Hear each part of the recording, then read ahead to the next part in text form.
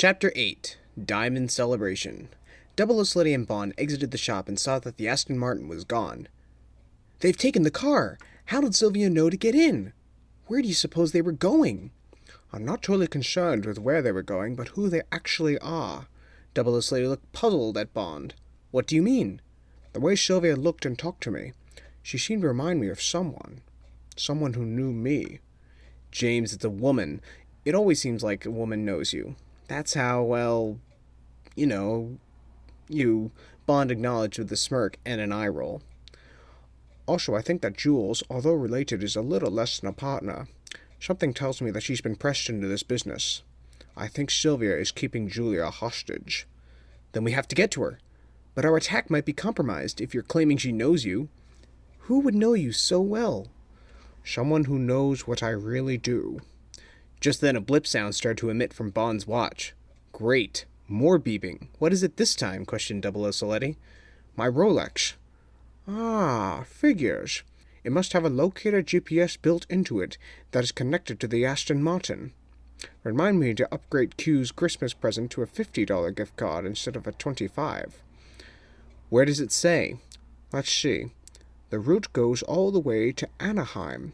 It says the car is at..." Bond was cut off. "Thanks, James, but I think I got it.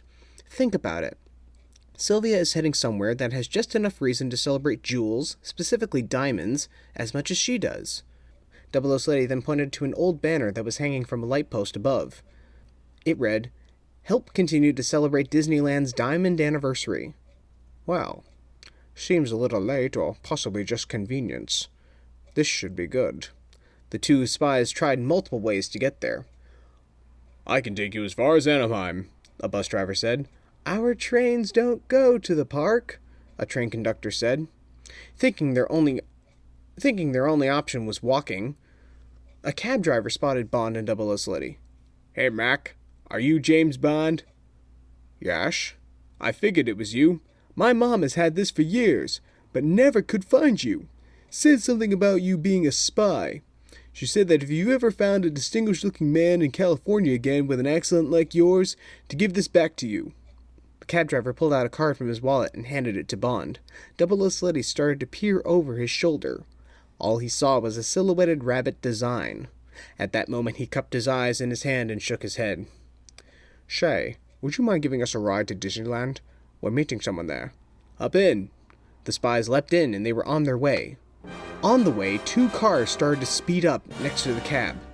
They were driven by Sylvia's men. From the back seat of one of the workers' cars, a shotgun appeared. A shot would fire and everyone in the cab would get down. "How's your Walther?" Bond asked Double O Sleddy. "Uncrushed, locked, and loaded." The two spies rolled down the cab's back seat windows and fired. The driver kept his head down while trying to keep his eyes on the road. "This is no way to make a living." Bond pointed at the tires, and the spies shot all 8 tires, causing them to deflate. This was just as one more shot came from the shotgun, breaking the back window glass. "I think they needed some airing out." The cab driver just sighed. That evening, the two spies were brought over to the happiest place on Earth, otherwise known as Disneyland. Double O Sleddy immediately grew a big smile. "We're actually here! Disneyland!" "Yes, I suppose we are." "James, we better get to the Disneyland Resort, so that we can get right into the park tomorrow and start finding Sylvia." "Are you sure you just don't want to go and have some fun and get a picture with an oversized rodent right now?" "No, the mission was to stop Sylvia, not to get a picture with Mickey. However, if we do pass him by..." Bond sighed and they went towards the Disneyland Resort and got a room. The next day, the spies entered the park and Double O Sleddy kept trying to stay focused. "James, would you believe that I'd never been here before?" "I never would have guessed." "It was my one life's dream to come here and just enjoy myself. Now I have been practically ordered here and I'm looking for a jewel thief." "Come, my friend. I'm sure you'll have a zippity-doo-dah time very soon." As the spies journeyed further into the park, they saw a long road called Main Street, USA. At the end of the street stood the glorious castle of Sleeping Beauty. Bond immediately wanted to get a move on. "That's probably where Sylvia is. Let's move." "We can't just run through Main Street, USA. "Why? Others are. Do you insist that we get into costumes and hug our way through?" Bond suggested jokingly. Double O Slutty thought about it, then shook his head, slightly laughing. There might be one way, but it's just a hunch. I know that there was a supposed underground passage that allows workers or cast members to get to different sections of the park quicker. Perhaps we can take that door right there, Bond suggested by pointing over to a door that cast members entered. The spies pushed and shoved their way through hundreds to thousands of people trying to reach the castle. People offered balloons, hats, and all different types of souvenirs. You know, I've always wanted one of those Mickey ear hats, Double O Slutty commented, noticing someone selling them in a store. Well, hats off to them right now. Finally, lowering their profile, they entered the door and went down a stairway into a tunnel. There were pipes lining the ceiling and many towers of boxes piled up every so often. The occasional person would pass by. Hang on a minute, Bond whispered, starting to walk the other way, following the cast member. Hey there. Who we have know this where me come from? Picture? The cast member was very confused and began to escort Bond out while reaching for a walkie-talkie on his belt. That is until Double O Slutty leapt from behind a pile of boxes and tipped it over onto the cast member. Conveniently, a Donald Duck head landed right on the cast member's head. The spies grabbed not only his name tag, but a spare one he had in his pocket. They started to run off as a group of other cast members started to come by. I guess you forgot to duck, Bond said. Let's make sure this doesn't get us in trouble. I would hate to get kicked out of Disneyland on my very first visit. A woman cast member then passed them by as they were walking away, and Bond stopped. Pardon me, darling, but would you mind helping us get to the castle? We seem to have gotten a little lost, and it's our first day. I don't remember the two of you signing in. I don't know how you got down here, but the two of you do not belong down here. She was about to reach for her walkie-talkie, but Bond grabbed her arms and squeezed. Take your hands off me! You're hurting me! You're squeezing me too hard! I guess I don't know my own strength, so answer my question, and I promise I'll let you squeeze. I think she gets the picture, Double O Slutty interrupted. Bond released his grip. Continue down the hallway and take the blue stairwell. Get out! Bond and Double O Slutty followed the signs. They took the blue stairwell and climbed all the way to the door that led right outside the castle and neared it. It was decked out in shiny gems and banners. The castle was also surrounded by a moat, like any castle would be. Bond and Double O Slutty looked around for Sylvia and Jules.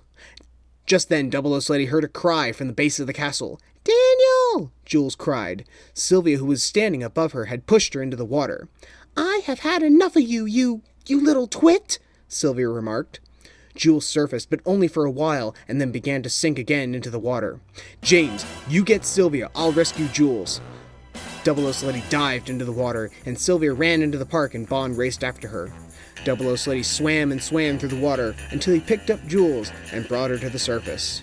He then assisted her to the edge of the moat and on to dry land. Well, my apologies for not making the happiest place on Earth appear happy. Daniel, Sylvia's gone mad. The stones are somewhere here, in Disneyland. I know it's hard to believe, but they're here, in the water. What?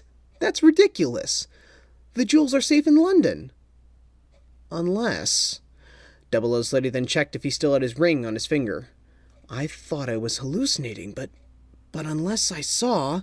Activating the microphone, a white-colored glow began to come from the body of water surrounding the castle. Double O Slutty dove into the water further and swam towards the glow. As he got closer, it grew brighter and brighter. Double O Slutty then saw them, the Eternity Stones. The spy grabbed them and swam up to the top. Out of the water emerged the spy and the stones. Jules was surprised and outstretched her hands. You got them. Here, give them to me. Double O Slutty passed the jewels up to Jules. She then took out a small glass-cutting compass, found the exact middle of the lines, and cut a circle out. Reaching inside, she pulled out a thin chain and smaller set of jewels. What is that?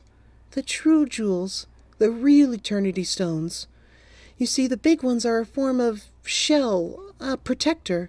These are the ones that give off the glow, Jules explained. Jules, James and I both know that Sylvia is... or has... well... I was her assistant, and her cousin for that matter, for quite a while at the store. However, When she became obsessed with the Eternity Stones, she started incorporating me into her more obsessed, possibly evil ways. Well, it seems that you don't want to be in this position that you're currently in anymore. But we were told these were fake, a replica, just like the ones that Sylvia found in Bakersfield. James and I didn't even know about the micro version here. We've been duped, all of us. I guess the only way to make sure to throw you and all of us off was to throw the word replica around so much and not disclose the true secret. Confusing, yet clever, Q. What are you saying? Who's Q? I mean, the ones in the London Museum are the second fake. And I'm sure they don't have this hidden gem. We know this because James and I work for the British Secret Service. Well, I have a secret for you, and I do hope you forgive me. Sylvia has this machine in the back of the shop. She used it along with a form of makeup every day. I don't think she is who she says she is. That way she could trick a distant relative like me. Although, when she was in Bakersfield, I was sent to London to get a look at the real Eternity Stones. She knew the stones we had were fakes. She trained me to crack any jewel case, and I was able to get the stones and switch them out. With the frequency trick, she plans to make everyone go completely blind and deaf with the loudness and brightness of the glow. This is the piece she really needs. Jules, you must tell me right now, where is the control pad located? I'll take you. Follow me. Jules, you're a real gem. Jules smiled and grabbed 00's hand and pulled him into the park. Meanwhile, Bond was in hot pursuit of Sylvia.